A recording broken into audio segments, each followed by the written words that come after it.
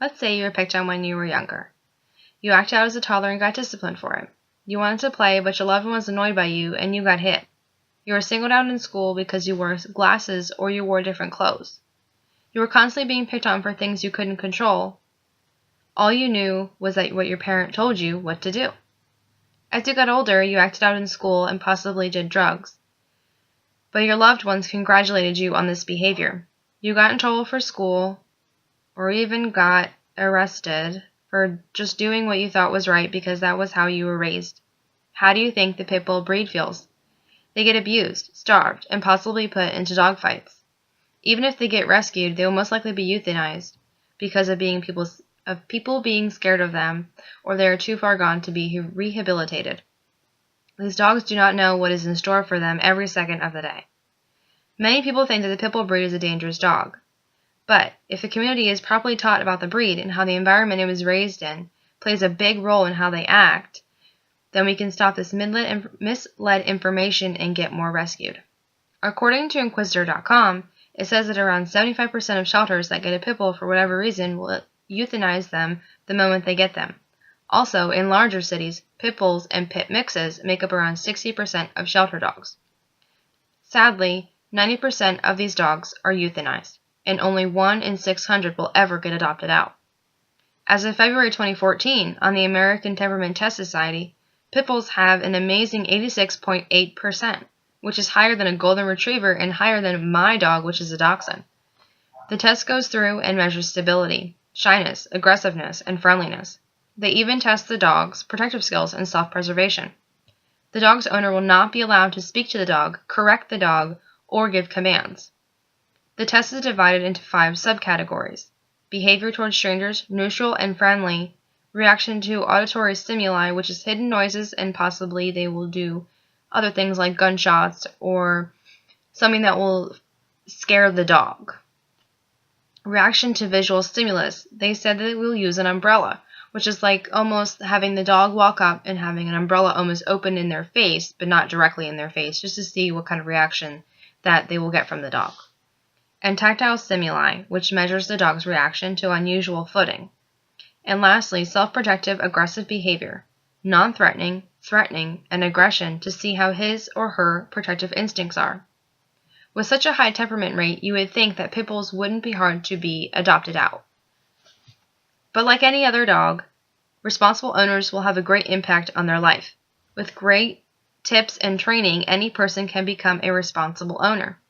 On pitlovers.com, they list 10 easy-to-remember tips for responsible pit bull owners. Some of the tips include exercising your dog daily, socializing them in an appropriate manner. You wouldn't want to introduce your dog to a new dog when the dog is still new to you. You wouldn't want to do that. It would scare them. I would be scared. You want to make sure you spay and neuter your dog, and you want to train your dog using obedience classes. Pit Bull Rescue Center has links to different training like excessive barking, pulling on a leash, jumping, and house treating that can be applied to any dog. So if you have any other questions, then you can go and look up on their website, and they have different links of different questions like house training, and if you have other pets in the house, see how any tips you can do to either lessen confrontation or make it easier and more comfortable and start to get them used to other things in the house. So how can we stop this abuse and either rescue or adopt more? Depending on the animal shelter's requirements, or even if they allow pit bulls to be adopted, the process can be very, very difficult. First, it's better to find a no-kill shelter, because you know that they will try to find a great home for the pet, no matter what breed it is. And also, they will help rehabilitate them if needed.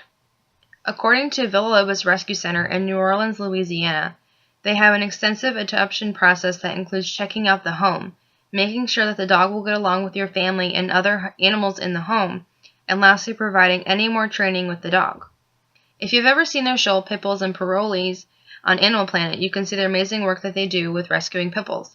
I watch the show almost religiously, and when they adopt dogs out, they check how high the fence is, make sure if they jump, they can't jump over the fence, check everything in the house, make sure that nothing is dangerous for them, and when they rescue pit bulls, it's pretty sad, some of the environments that they are in, And it's amazing when they find a home for maybe a dog that they had in their shelter for many, many years. Learning about the breed, you can look online or go to specific animal shelters that deal with only pit bulls. Like Villalobos Rescue Center has their own website that has some information, some background information on the breed, and certain myths are kind of debunked. Another shelter is Pit Bull Rescue Central. They also have many pit bulls and pit mixes to adopt. They have tips and questions that you may have before adopting a pit bull, and you can even look into rehoming if you ever need to rehome a pit bull. You can also register your dog into training classes, especially if you have a puppy. It'll make the dog's life a lot more enjoyable, I guess, for yourself and the puppy and everybody else in the family and in the home. Now, I personally had a pit bull, and she was a female, and she got into a fight with my other female dog. Who knows what it was for? They both usually get along with each other. I think that maybe they were just playing, and then they just all of a sudden, both of them just snapped, or one of them thought they were the female boss. But unfortunately, I had to rehome my pit bull, and it was kind of done behind my back. And I have no idea what shelter she went to, because there are very few no-kill shelters that are specifically no-kill shelters. Sometimes they'll say they're no-kill, and they'll accept the dog, and for whatever reason, they will euthanize them. They either don't want to deal with maybe the insurance or something. They don't want people to get sued or whatever. But it's a very difficult process to adopt a pit bull, and make sure you find a no-kill shelter. I will repeat, no-kill shelter. But it's very hard to make sure that you find one that's not really bad. Okay. So imagining a world where a society did not single out a certain breed for a bad rap that the society put them through. A dog does not choose to be in fights. Their owners put them in that situation. If you rescued a pit bull or any breed of animal, how do you think it would make you feel knowing they're out of a bad situation on the road to a good one? It would feel rewarding and almost like you can let a deep breath out knowing the animal is safe. You can save many animals' lives, and you can even save someone else's life by giving them a forever friend. Taking the time to learn about a subject or an animal can be a great impact on your life and others. It is too easy to be persuaded about something, especially if someone like a teacher or a loved one says it. As I've said, it is not the dog's choice to be put into the situation, it is the owner's. So go out and spread the word. Volunteer and rescue, and even adopt one of these dogs, and you might find out that he or she has changed your life for the better.